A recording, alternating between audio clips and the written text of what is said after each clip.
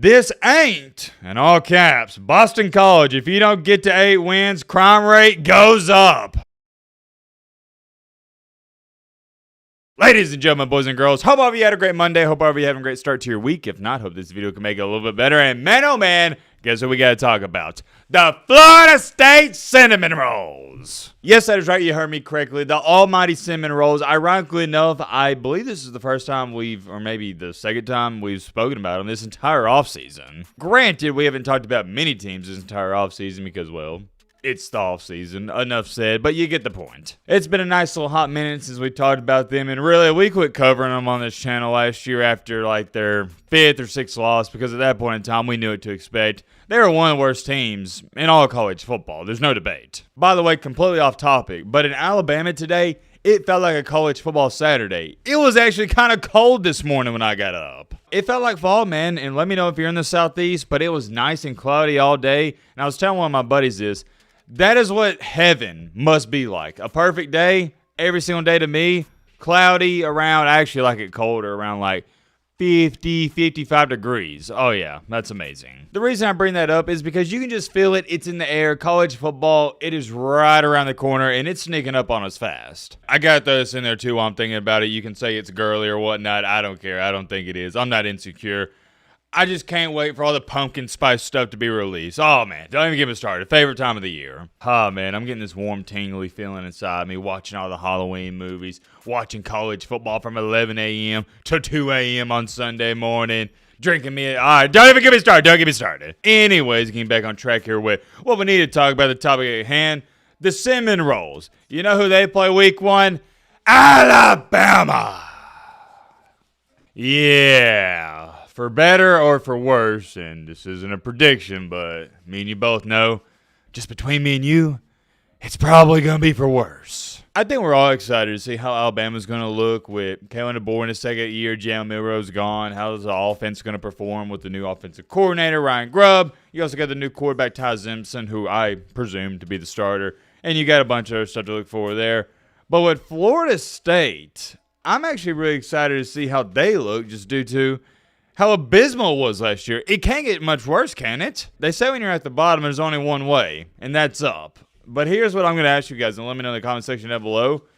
Is it possible that Florida State just doesn't get any better? Is the program in that bad of shape? I don't know, man, and truth of the matter is we won't know until the season starts, and I don't want to hear anybody say for sure they know because everybody thought Florida State was bare minimum a top 50 team last year. Coming to find out, they weren't even in the probably top 150. They was just straight bunzos last year. But what makes this year really fascinating to me is it's not like, 5, 10, well, I'm going to say 10, but like 7, 8 years ago, where if a team goes 2-10 like they just did, it's probably going to take them a while to get back up to the days where they're winning 7, 8, 9, 10 games per season. But no. Like the course says, not so fast, my friend.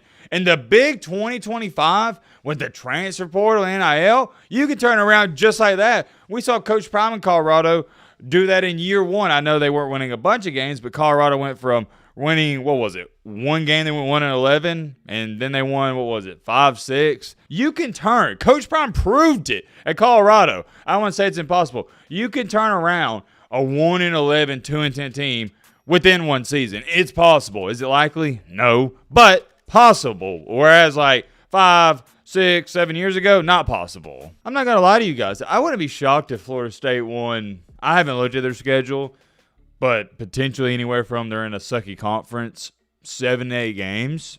I think that's reasonable. And it's going, what does Saver say this video? 7-5 in ideal season for the Florida State Cinnamon Rolls.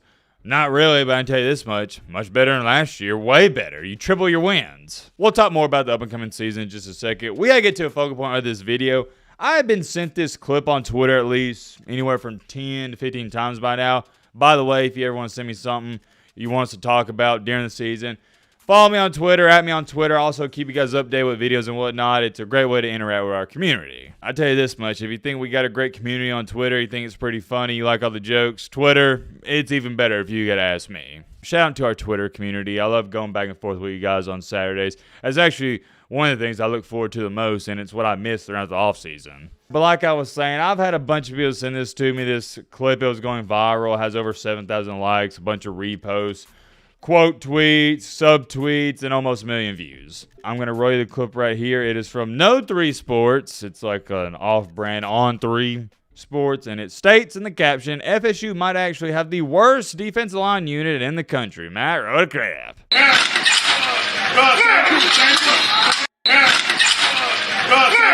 There's that. So as you can see, old buddy here, he pretty much missed the entire block.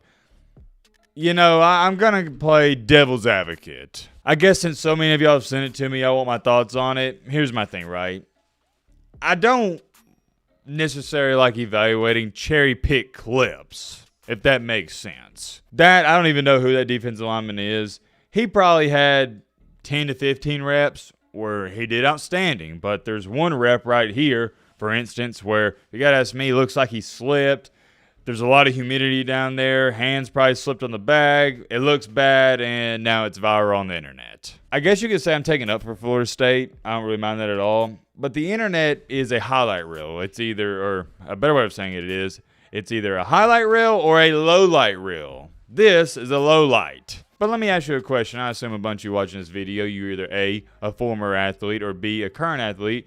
Does one bad rep make you a bad football player? Does that mean their entire defensive line unit is going to be bad? And I know this tweet's kind of exaggerating it, but you get the point I'm trying to get across. Trust me, nobody likes to clown, joke, and ridicule the cinnamon rolls more than your boy Matt, but this, it's a nothing burger, if you gotta ask me. Let me know your thoughts down below. But you know what social media is doing with this, right? They're taking the clip, running with it, saying, ha ha, LOL, Florida State still sucks. Alabama's going to win by 60, which may happen. We'll get to that in a second as well. Mike Norvell's got the program in shambles, etc., etc. The list goes on and on and on. I'm not even going to show you all the comments. You know what people are saying. Here's one thing I learned, especially last year. People hate Florida State just as much, if not more, as teams like Ohio State, Alabama, Georgia, Texas, and all the big boys. And I think it has a lot to do with, or not just a lot, but everything to do with how they handled not making the college football playoff. They act like a bunch of crybabies. Let's call it for what it is. I hate they went undefeated and didn't get in, but they weren't one of the best 4 teams. That Alabama team was much better. They got blown out by Georgia by 60. If anyone should have got in over Florida State, most definitely should have been Georgia and Bama. I'm not going to get into that whole argument, but y'all remember it, Florida State acting like crybabies. The whole program's like, oh yeah, well, if we're not in the playoff, then our best players ain't even going to play. We're going to sit them out. It was embarrassing. And what it did is it created this whole Florida State against the world mentality where there's no in-betweens. You're either a Florida State football fan or you just don't like these guys. Because, heck, they even got into it, Florida State fans, and I think even till this day, they hate Kirk Herbstreit, and Kirk Herbstreit hates Florida State fans. I don't want to say there's this whole weird energy around the program, but people, especially on the internet, they love to see the downfall, or not they love to see the downfall. They are enjoying the current, I guess you'd say, and what's the best word to use here? People are enjoying, I think this is the best way to say it, watching Florida State last year humiliate themselves, and they hope they continue to do so. That's why this post has been trending all over Twitter. I guarantee you, people actually are going to tune into that Alabama-Florida State game hoping Alabama pummels them more than they're actually rooting for Florida State to pull off the upset. That is how much college football fans hate the Seminoles. Outside of that, there's another thing I had a couple people send me. Where's it at? I had a bookmark. Oh, here it is. There it is. I had a bookmark on Twitter. So apparently, I can't even find the original video. Thomas Castellanos, the quarterback that called in Alabama. I'm not going to get on that. It's not that big of a deal if you ask me. He was in a TikTok video dancing. It was all the Florida State players doing some cringy, trending dance all the players are doing. And here was one of the comments, got a bunch of likes, and then someone screenshot it, posted on Twitter, and it got 1 million views and 21,000 likes. This ain't, in all caps, Boston College. If you don't get to 8 wins, crime rate goes up. 5 exclamation points, or 4 exclamation points. So not only do we have players slipping, looking a little bit goofy and not so good in some drills, we now got your star quarterback doing TikTok dances. Now I know it's some of you run to the comment section and say, well, Matt, Ryan Williams, he's a big TikTok dancer, and the Alabama football players that do it. That's different, though.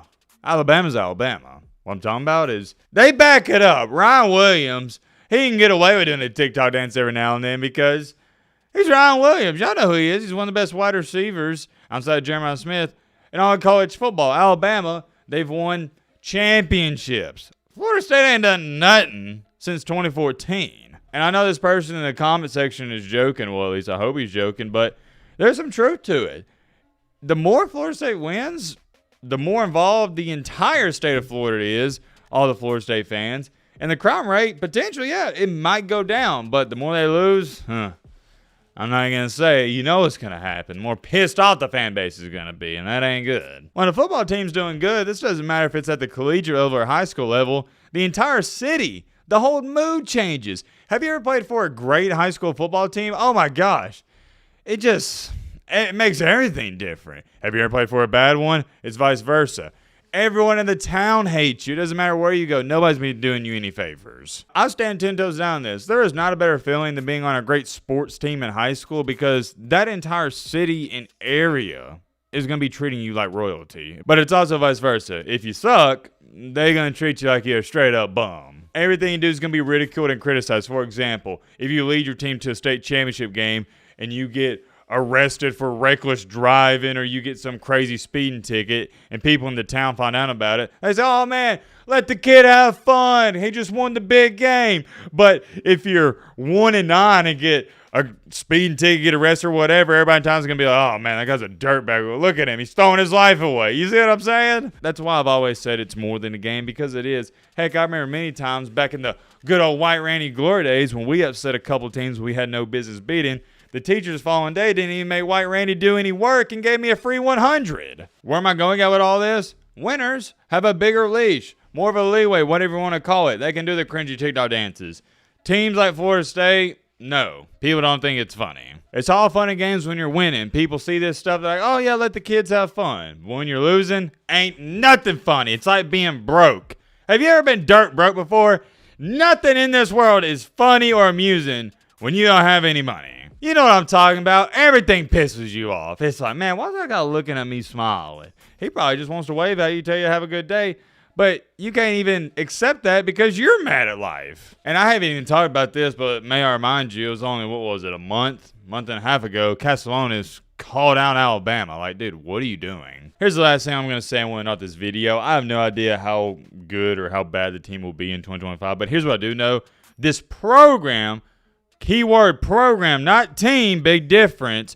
The program is in terrible and awful shape. There's no sense of direction, and the big idiot himself, Mike Norvell, has no idea what he's doing. And what makes him such a goofy goober is he's not even good at saving face. At least Ryan Day is an outstanding sleazy car salesman. He is. I gotta give him credit. Like, Ryan Day talks a good game. You hear him talk in these press conferences, you're like, oh man, yeah, he's got potential. He could be a really good coach. Norvell, you don't even get any of that. Let me put this into better perspective. Mike Norvell is the poor man's Lane Kiffin, but 10 times worse. Like, Kiffin's a goober, but I respect him because he knows what he's doing. He knows what he's talking about. He's not going to be up there with the big boys, but he's still good at his job. Norvell, nah, he just sucks. It is what it is, man. I didn't want to speak on this since I had a few people send it to me. We also haven't talked about Florida State at all this offseason. I'm curious. Let me know your thoughts on all this down below. But